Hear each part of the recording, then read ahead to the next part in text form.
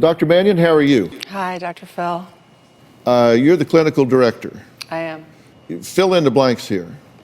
Well, I think that Haley did very well with us, but there was still a lot of family discord and chaos and a lot of interaction between you two that was very toxic.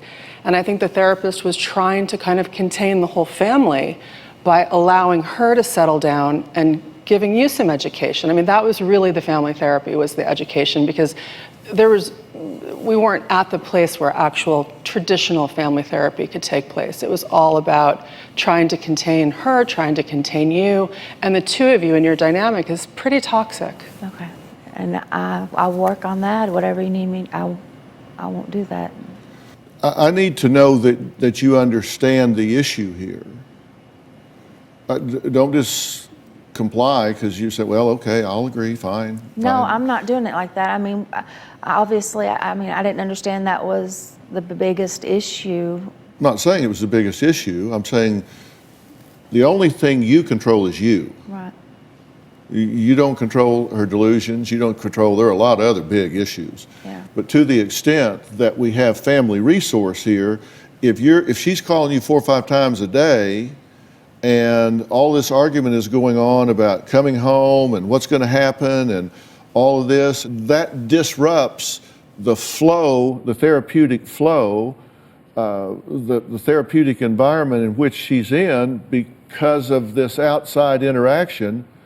Y'all are much more patient than I would have been, because I tell you, I would either put her on the curb or her off the phone, one of the two.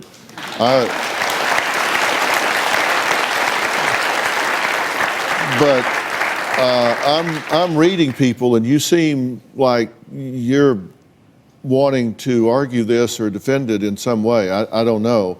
She was not willing to participate in upcoming scheduled family therapy sessions.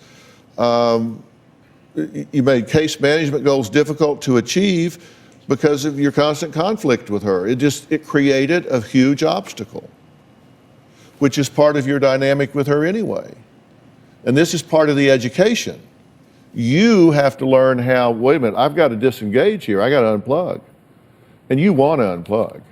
I mean, I know you don't want to be involved in this, but she's pulling you in.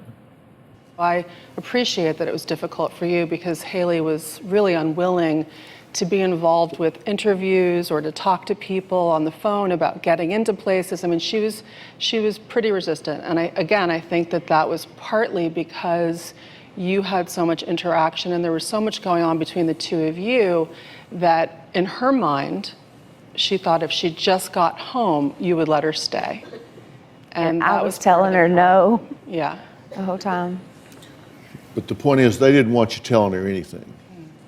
They wanted to be able to work with her without all of this outside contact, because that's her old pattern of getting into an argumentative Battle.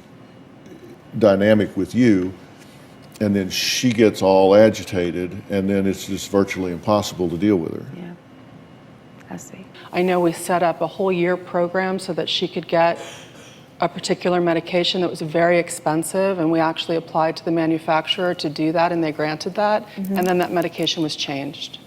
And we were actually willing to be involved with our doctor so that the doctor could continue prescribing as long as she went to a doctor that was consulting with our doctor, but that didn't happen. That's why I hurry up and got a doctor so she could continue her meds. But nobody ever called us, and we didn't know the name of the person or anything like that. All I was getting was that nothing could be done from Calabasas. It had to be done at home. Well, you're getting that from Haley.